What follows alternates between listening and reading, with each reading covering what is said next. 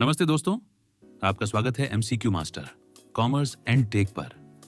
आज दिन 17 में हम बात करेंगे फाइनेंशियल ऑडिट के बारे में, इसके ऑब्जेक्टिव्स, टाइप्स और प्रोसेस से जुड़े इंपॉर्टेंट एमसीक्यू। चलिए शुरू करते हैं बिना किसी देरी के। Question 1, what is the main objective of financial audit? A, to detect fraud, B, to file tax returns, C, to check stock, D, to verify accuracy of financial statements? Correct answer है option D. समझ लीजिए, audit का मुख्य उद्देश्य होता है financial statements की accuracy और फेयरनेस को वेरीफाई करना।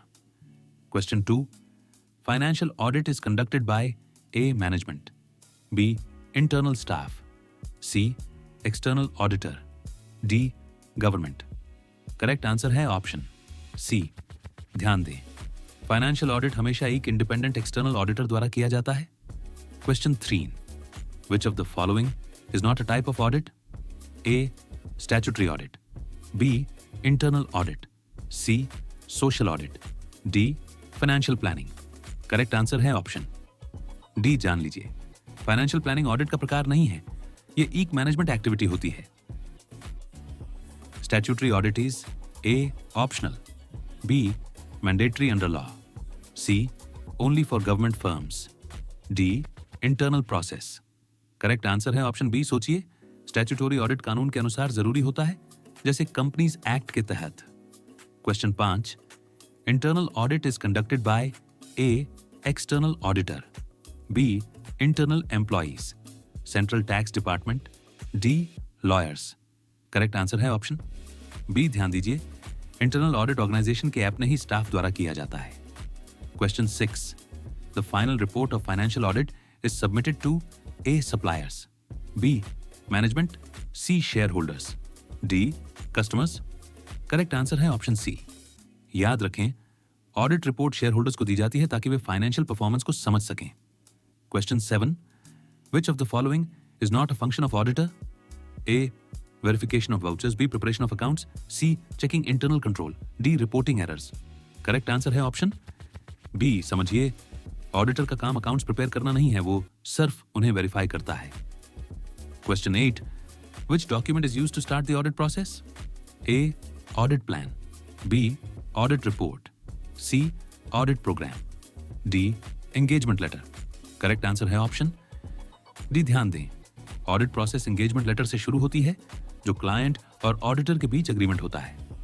Question 9, vouching means A, preparing accounts, B, checking arithmetical accuracy, C, checking supporting documents, D, closing entries. Correct answer है ऑप्शन सी। सोचिए, वाउचिंग का मतलब होता है ट्रांजैक्शन के पीछे के एविडेंस या डॉक्यूमेंट की जांच। Question 10, which audit is conducted to check compliance with laws? A, financial audit, B, internal audit, C, compliance audit, D, cost audit. Correct answer है ऑप्शन सी। जानिए, कंप्लायंस ऑडिट यह चेक करता है कि क्या फर्म लॉज और रेगुलेशंस के अनुसार काम कर रही है। Question 11, audit trail refers to A, inventory path, B, bank reconciliation, C, chain of financial documents, D, stock register. Correct answer है ऑप्शन सी।